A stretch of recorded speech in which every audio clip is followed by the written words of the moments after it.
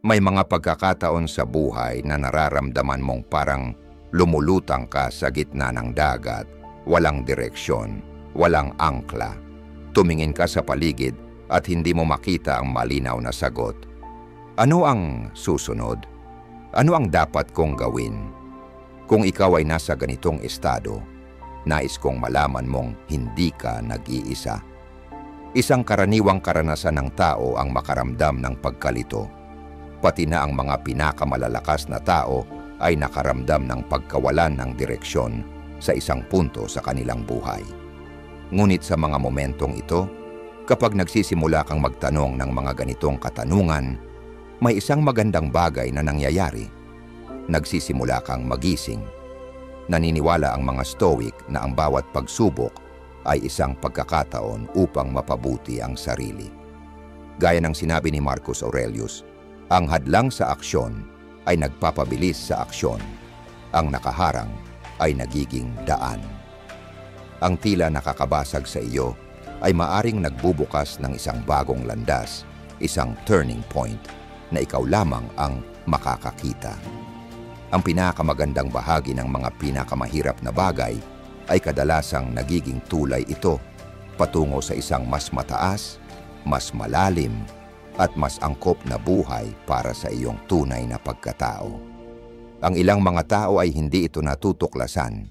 Tumatakbo sila mula sa sakit imbis na pakinggan ang mensahe na nasa loob nito. Ngunit nandito ka naghahanap at iyon ang unang tanda na ang iyong buhay ay nagbabago patungo sa isang mas magandang direksyon. Sa video na ito, ibabahagi ko sa iyo ang 7 tanda o mas tamang tawagin na mga indikasyon na ikaw ay nasa tamang landas patungo sa pagiging mas malakas, mas malinaw na bersyon ng iyong sarili. Number 1, pakiramdam mo'y naliligaw at nalilito. Kung pakiramdam mo'y naliligaw, maaaring maramdaman mong disconnected ka sa lahat ng bagay sa paligid mo. Maaaring itanong mo ang layunin ng buhay at magtaka kung ano ang susunod mong gagawin. Maaring magmukhang nawawala ang direksyon, kahulugan o galaw sa iyong buhay. Ang pakiramdam na ito ay maaring magdulot ng kalituhan at pagkabigo. At maaring itanong mo sa iyong sarili kung ano ang dapat mong gawin tungkol dito. Kung nararamdaman mo ito, huwag mag-alala dahil lahat ng tao ay nakakaramdam ng kalituhan paminsan-minsan. Hindi ito bihira. Sa katunayan, isa itong tunay at makatawid na bahagi ng paglalakbay ng buhay. Ngunit ang hindi alam ng marami sa atin ay, ang pakiramdam na ito ng pagkaligaw ay hindi tanda ng kabiguan, kundi tanda na ang malalim na pagbabago ay nasa iyong harapan.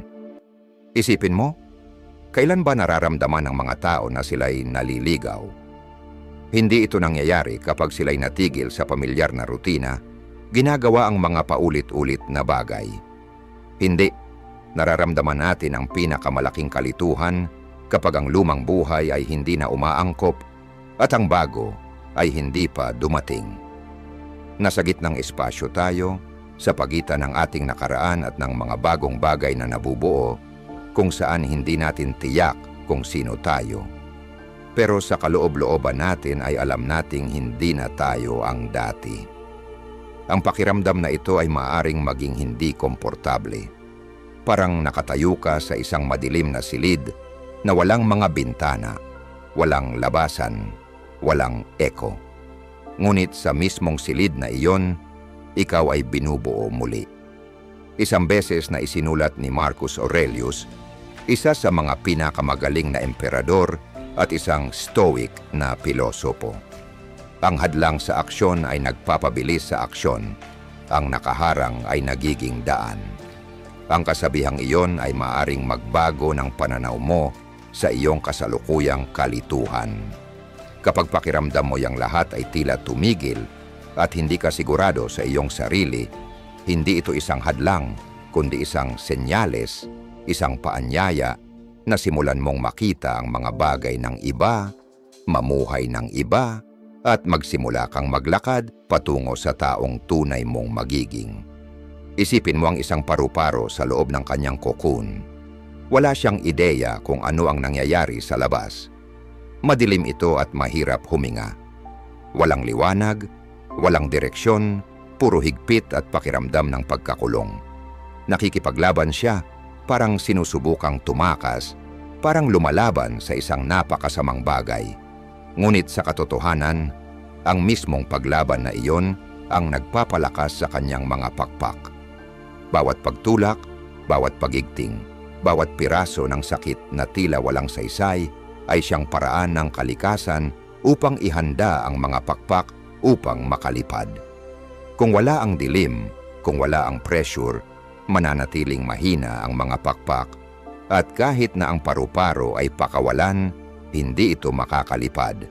Ang cocoon ay hindi isang bilangguan, ito ay isang proseso, ang huling pagsubok bago maging kung ano ang nararapat maging isang nilalang. At tulad ng paru-paro, ang pinakamadilim na mga sandali sa ating buhay ay hindi ang katapusan. Ito ay isang panahon ng tahimik na paglago. Kapag wala kang malinaw na nakikita, maaring iyon na mismo ang sandali kung kailan ang lahat ay binubuo sa loob mo. Ikaw ay katulad ng paru-paro. Kung ngayon ay pakiramdam mong magulo, o hindi malinaw ang iyong buhay, huwag mag-isip na ito ay nagwawala. Maaaring inaayos lang nito ang sarili. Baka hindi ang buhay mo ang nababagsak. Baka ito na ang oras na magkasama itong bumangon at magkaayos. At kahit na hindi mo pa ito nakikita, ikaw ay nakatayo sa gilid ng isang bagay na mas maganda kaysa sa iyong inaasahan. Maraming tao ang dumadaan sa yugtong ito, tinatangkang bumalik sa kanilang mga dating zona ng kaginhawaan, sinusubukang takasan ang kalungkutan at kalituhan. Ngunit ang mga taong nananatili, ang mga taong nakikibaka sa kanilang mga pag-aalinlangan, sila ang madalas na lumalabas na pinakamalakas. Sila ang mga natututo maglakad sa dilim bago nila matutunan makita ang liwanag. Kaya, kung pakiramdam mo'y naliligaw, huwag magpanik, huminga ng malalim, hayaan mong huminto saglit at obserbahan ang iyong nararamdaman. Hindi ito ang katapusan, ito ang simula ng bagong kabanata. Isang kabanata kung saan hindi ka na lang basta-basta naglalakad ng walang malasakit, kundi namumuhay ng may layunin, kung saan titigil ka na sa pagiging dati mong sarili at magsisimula kang maging tunay mong sarili. At habang nagsisimula kang magbago sa loob, ang mundo sa paligid mo ay magbabago rin. Ang mga tao na minsan ay kasama mong maglakbay, maaring hindi na nandiyan. Magbabago ang mga relasyon mo, ang iyong circle ay maaaring lumiit. Ang kalungkutan na nararamdaman mo sa simula ay maaaring isang senyales na ikaw ay lumalago sa isang bagong direksyon. Kaya, ano ang mangyayari kapag nagsimula kang mawala ng mga taong dati ay malapit sa iyo? Tatalakayin natin ito sa susunod na bahagi. Number 2. Nawawala na sa iyo ang mga taong minsan ay malapit sa iyo. Walang madaling paraan para pakawalan ng isang taong mahalaga sa iyo. Ang malalapit na relasyon ay nagiging bahagi ng ating pagkatao. Maaring ito'y kasintahan, matalik na kaibigan o kasosyo sa negosyo. Ang pamamaalam sa isang taong naging mahalagang bahagi ng buhay mo ay parang pagkawala ng bahagi ng iyong sarili. Hindi ka lang basta lumalayo sa isang tao, iiwan mo rin ang mga alaala, mga nakasanayang gawain, at kung minsan, ang dating pagkakakilanlan mo sa loob ng relasyong iyon. Ngunit minsan, ang pagpapaalam ay kinakailangan, kahit masakit. Sa mundong patuloy ang pagbabago, nagbabago rin ang mga tao. Ang pananaw natin sa buhay, ang mga pinahahalagahan natin, at ang mga layunin natin ay unti-unting lumilikha ng distansya sa pagitan natin at ng mga taong dati ay pinakamalapit sa atin. Isang halimbawa si David, isang lalaki sa kanyang maagang 30. Dati siyang bahagi ng isang matibay at masayang grupo ng mga kaibigan mula kolehiyo. Pinagsaluhan nila ang masasayang taon, nagbukasan ng damdamin tungkol sa kabiguan sa trabaho, at sabay-sabay na ipinagdiwang ang maliliit na tagumpay sa buhay. Pero nang simulan ni David ang pagtutok sa personal na pag-unlad, pagmumuni-muni at pilosopiya, unti-unting nagbago ang lahat. Naging awkward ang mga usapan tuwing binabanggit niya ang isang librong Stoic na nabasa niya. Binabago agad ang paksa. May isa pang kaibigan na pabirong nagsabi, nagiging matanda na yata si David. Sa simula, sinisi ni David ang sarili. Pakiramdam niya'y kakaiba siya, hindi na siya akma, malayo na sa dati. Pero sa paglipas ng panahon, napagtanto niyang wala namang may kasalanan. Bawat isa ay may sariling landas. At may mga taong nakatakdang samahan lang tayo sa isang bahagi ng biyahe, hindi sa kabuuan nito. Isang beses, sinabi ng pilosopong Stoic na si Epictetus, kapag ang isang tao ay tunay na nakatuntong sa tamang pundasyon ng buhay, hindi na niya kailangan pang hanapin ang pag-apruba mula sa labas ng kanyang sarili. Pinaalala nito sa atin na kung nawawala na sa atin ang mga dating malalapit na tao, maaring senyales ito ng paglago, patunay na umuunlad ka na lampas sa pangangailangan na laging magustuhan o magkasya sa molde ng iba. Darating ang panahon na mararamdaman mong parang hindi ka na nababagay sa mga dati mong kasama. Yung mga dating nagbibigay ng ginhawa, ngayon ay nagbibigay ng stress. Ang mga usapang dating malalim at magaan, ngayon ay tila pilit at mabigat. Yung mga dating sumusuporta sa iyo parang hindi ka nakilala. Tahimik ang ganitong uri ng sakit. At pinapaisip ka nito kung sino ka pa ba. Pero sa totoo lang, ito ay malinaw na senyales na ikaw ay nagbabago para sa ikabubuti. Isipin mo ang sarili mo na parang isang rocket na inilulunsad sa kalawakan. Sa isang tiyak na taas, ang mga panlabas na booster ay humihiwalay, hindi dahil wala na silang silbi, kundi dahil natapos na nila ang kanilang papel. Kung pipilitin mong kumapit sa kanila, hihilahin ka lang nila pababa. Ang mga lumang relasyon na hindi na umaayon sa bago mong mga halaga ay parang mga booster na iyon. Hindi sila dapat dalhin sa susunod mong yugto. Maraming tao ang natitigilan sa gitna ng ganitong proseso dahil masyado silang kumakapit. Piliting buhayin ang namamatay na koneksyon. Subukang baguhin ang iba o paliitin ang sarili para lang mapanatili ang katahimikan. Ngunit sa katotohanan, pinapabagal lang nila ang sariling pag-unlad. Kapag may nagsarang pinto, maaring hindi mo agad makita ang bagong bubukas. Pero mahalaga ang espasyong iyon. Ito ang nagbibigay daan para sa mga taong tunay na nararapat dumating sa susunod mong kabanata. Kaya kung pakiramdam mong nag-iisa ka o nalulungkot sa pagkawala ng mga taong minsang napakalapit sa iyo, ipaalala mo sa sarili mo, hindi ito tunay na pagkawala. Ito ay pag-aayos muli. Inaayos ng buhay ang lahat ng hindi na akma para bigyang daan ang mga bagay na talagang para sa iyo. At kapag tinanggap mo ito ng may kapayapaan, hindi ka lang basta nagpapakawala ng iba, hinahawakan mo rin ng buo ang sarili mo. At marahil, iyon ang pinakamahalagang pagbabago sa lahat. Number 3, hindi inaasahang mga oportunidad ang dumarating.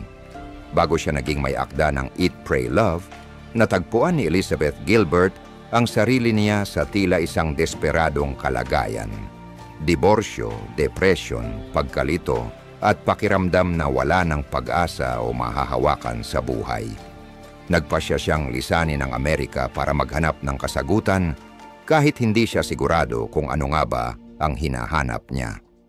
Ang kanyang isang taong paglalakbay sa 3 bansa, Italia, Eat, India, Pray, at Indonesia, Love, ay maaaring mukhang pagtakas, pero sa totoo'y naging paglalakbay pabalik sa kanyang sarili.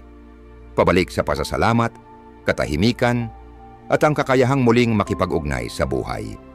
Ang memoir na isinulat niya tungkol sa paglalakbay na iyon ay naging pandaigdigang sensasyon na nagsilbing inspirasyon sa milyon-milyon na harapin ang kanilang sakit at magsimulang muli mula sa guho.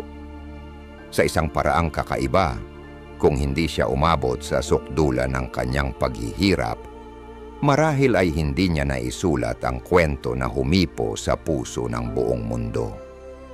Kapag pakiramdam mo ay nawawala na ang lahat, baka naman binubuksan ng Diyos ang isang pintong ni hindi mo kailanman inakalang tatahakin mo.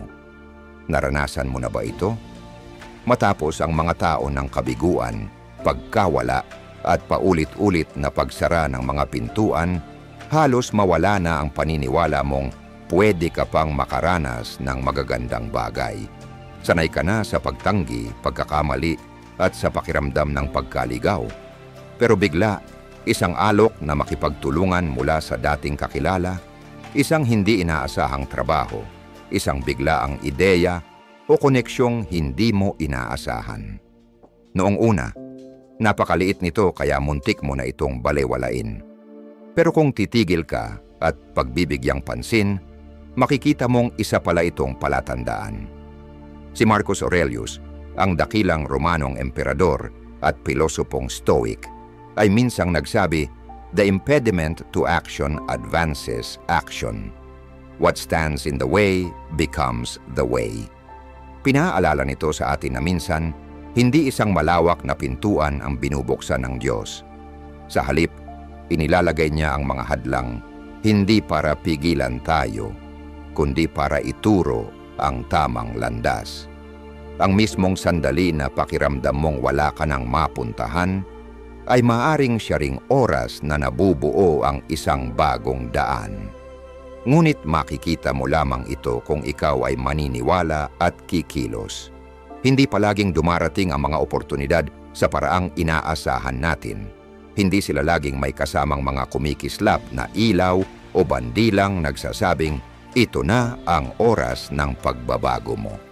Mas madalas, pabulong kung magsalita ang Diyos, hindi sumisigaw.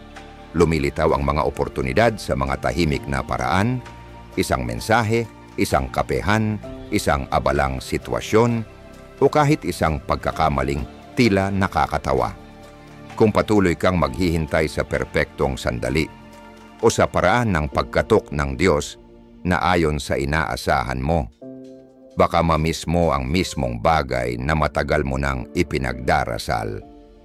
Tandaan, ang malalaking tagumpay ay kadalasang nagsisimula sa maliit na pagkakataon. Parang isang maliit na binhi na lumalaki upang maging napakataas na puno. Hindi mo kailangan ng isang malinaw na vision mula sa simula. Ang kailangan mo ay pananampalataya at ang tapang na humakbang. Kahit ang pinakamaliit na oportunidad, kung yayakapin mo ito at aalagaan, ay maaaring maging pintuan tungo sa isang lugar na ni hindi mo inakalang mararating. Sa totoo lang, maraming tao ang nakikilala lang ang kanilang golden opportunity. Kapag huli na, sasabihin nila, kung sinubukan ko lang, sana. Kung hindi ko lang tinanggihan ang meeting na yon.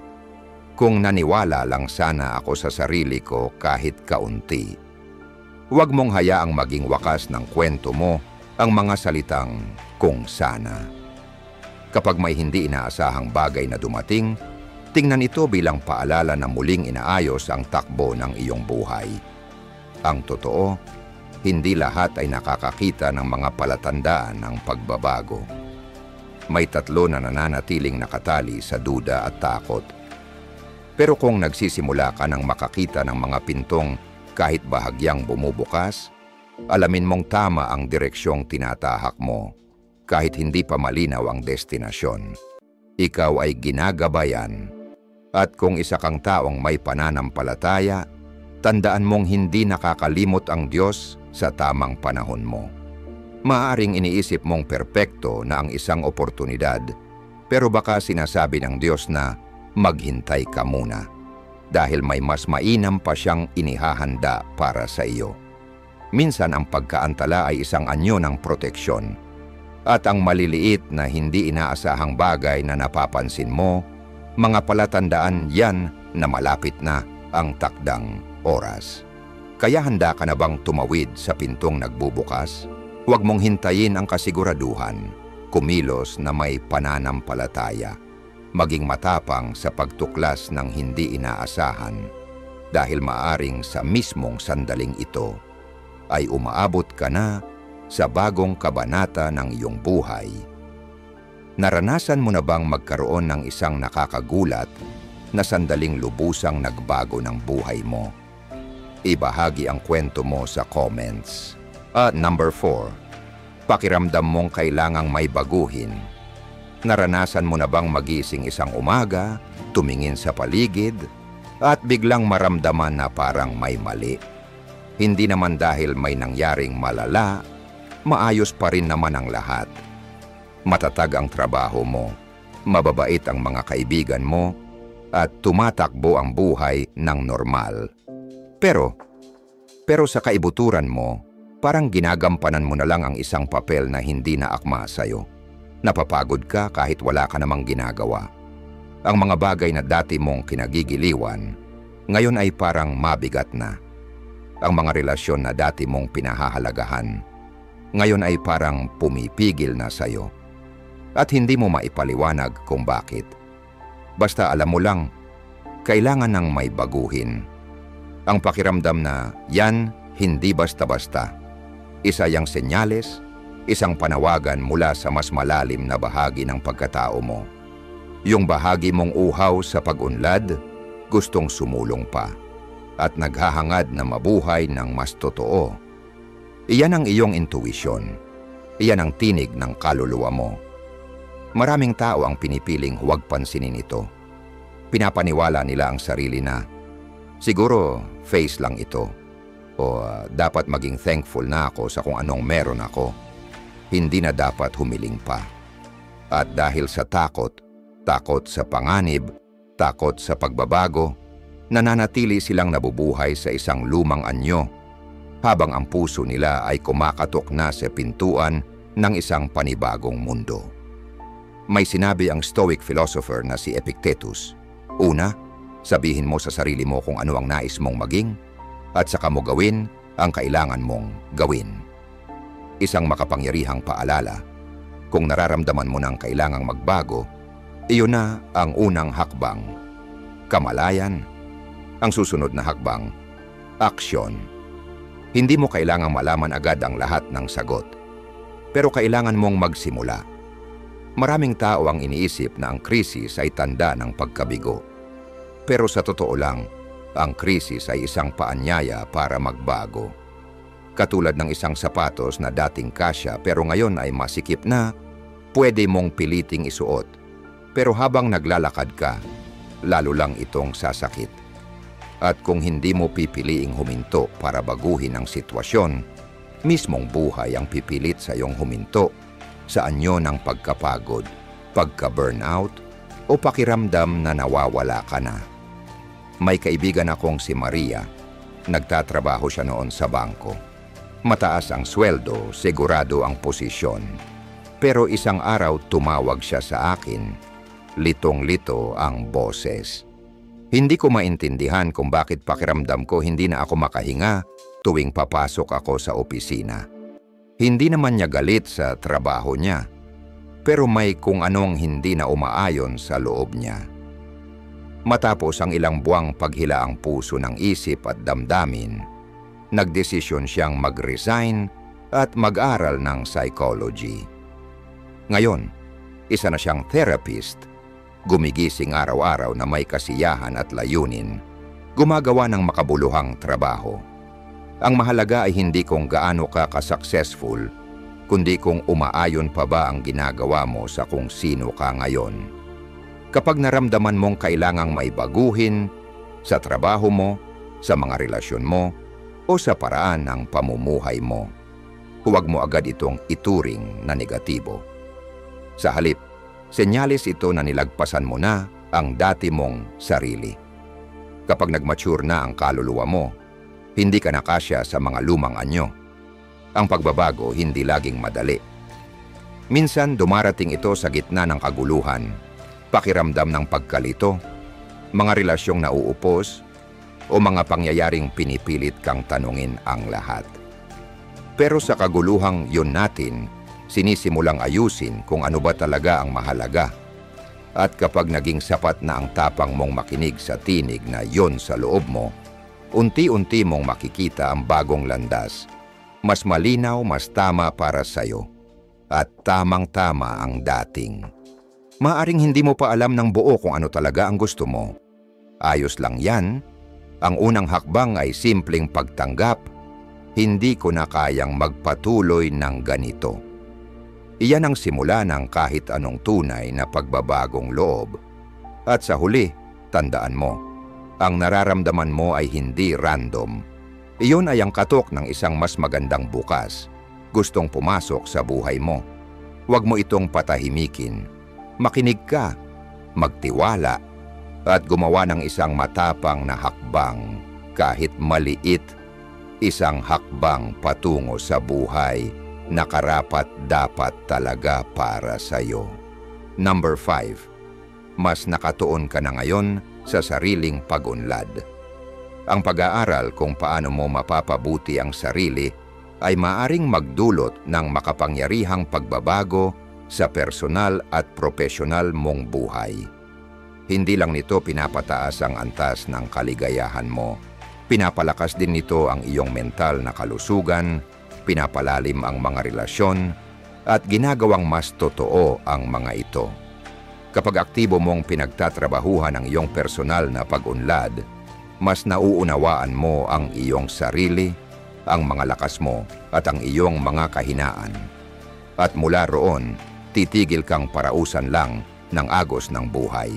Ikaw na ang hahawak ng manibela. May isang bagay na pare-pareho sa mga taong tunay na nabago ang buhay para sa mas maganda. Pinili nila ang landas ng sariling pag-unlad. Hindi sila naghihintay ng swerte.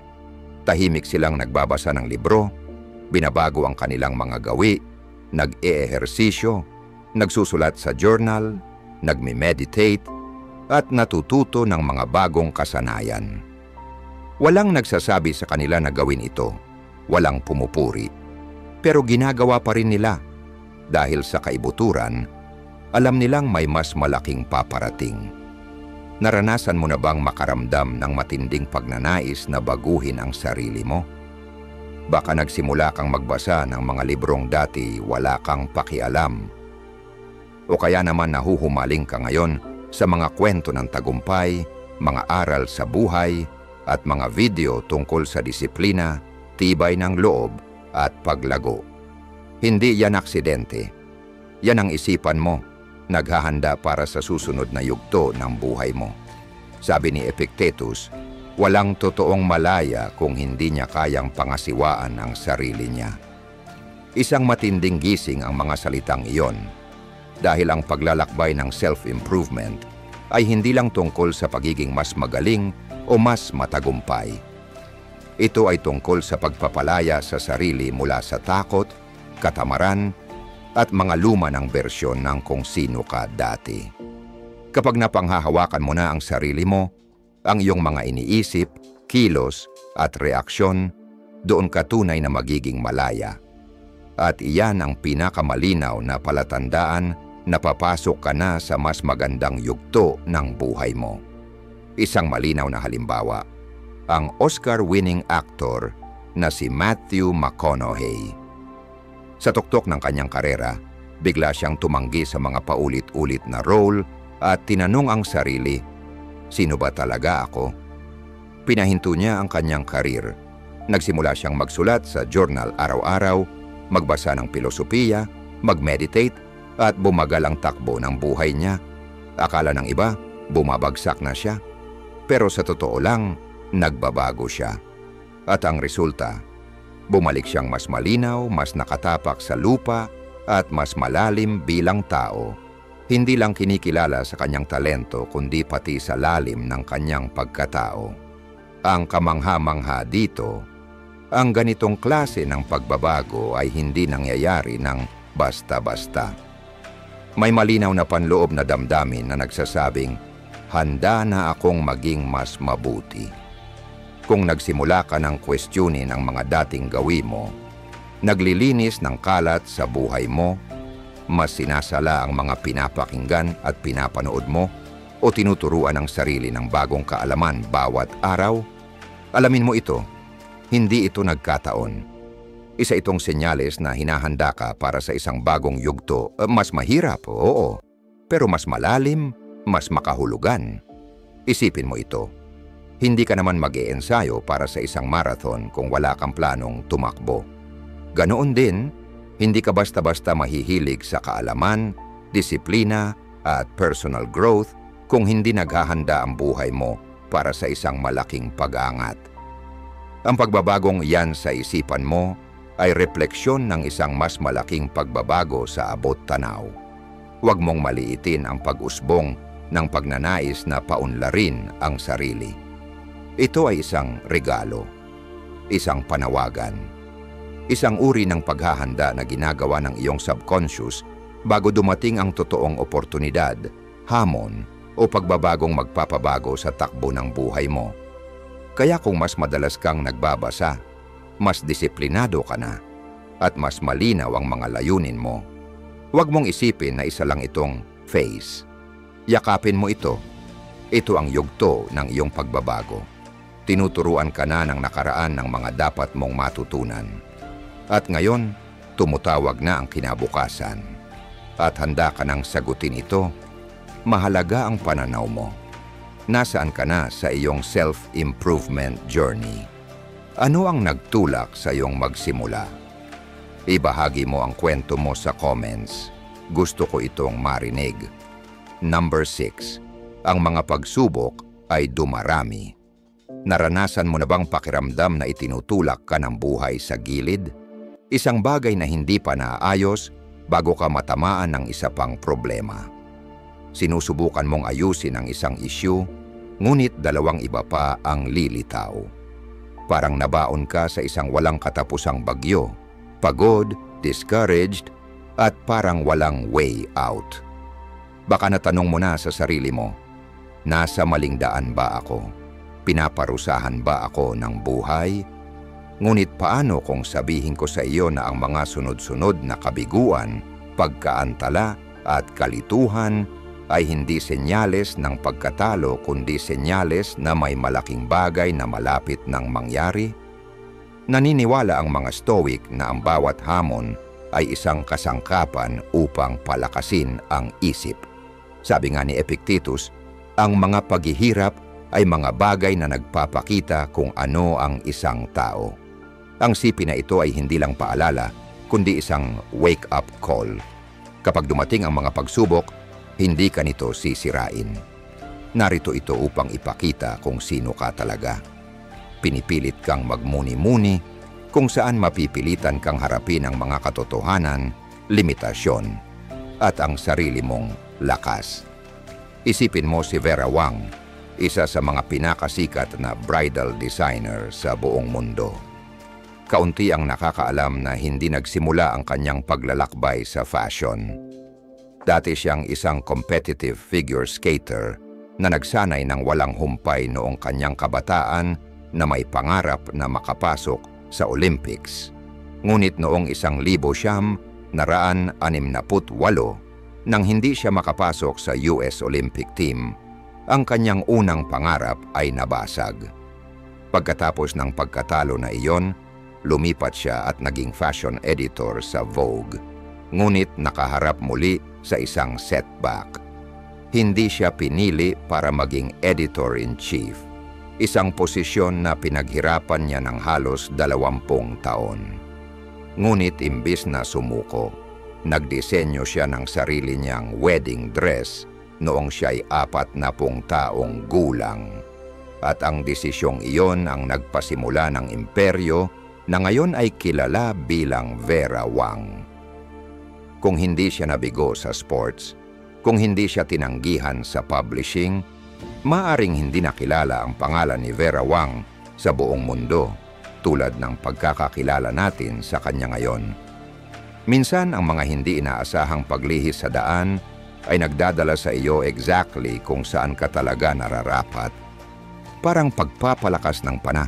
Mas lalapit ang string, mas malakas ang pag-launch nito. Bawat pagkatalo, bawat pagtanggi, bawat sandali ng pagkapagod, hindi ito katapusan. Ito ay pressure. Ito ay paghahanda. Ito ay ang buhay na nagtatanong, handa ka na ba para sa susunod? Kung dumating ang tagumpay ng madali, hindi mo alam kung paano ito hahawakan. Kung dumating ang kaligayahan ng walang sakit, hindi mo ito pahahalagahan. At kung hindi ka kailanman itinulak sa iyong mga limitasyon, hindi mo malalaman kung gaano ka kalakas. Kaya kung parang binabalakid ng buhay ang bawat daan ngayon, huwag mawalan ng pag-asa. Baka nandoon ka na sa gilid ng isang breakthrough. Madalas, sinusubok tayo ng buhay bago ito magbigay ng isang malaking bagay. Nais nitong malaman kung ikaw ay sapat na matatag, malalim, at malakas upang tanggapin ito. Tandaan mo ito, ang mga malalakas na tao ay hindi yung mga hindi natatumba, kundi yung mga patuloy na bumangon muli at muli. Tanungin mo ang sarili mo, kung ang lahat ay parang nagkakagulo, maaring ang mga bagay ay tunay na nag-aayos sa mas magandang paraan? Baka sa pinakakakalat na mga sandali, tahimik na inaayos ng buhay ang iyong sarili upang maging mas tapat na bersyon ng iyong sarili. At isang araw sa gitna ng lahat ng kaguluhan, mapapansin mong hindi ka na nagpapanik. May kakaibang katahimikan na lumalago sa iyo, na parang kahit ano pa mang mangyari, magiging okay ka. Ito ang ikapitong senyales, at isa ito sa pinakalinaw na senyales na ikaw ay nagbabago para sa mas mabuti. Patuloy na manood. Baka ito ang magbago kung paano mo tinitingnan ang buong buhay mo.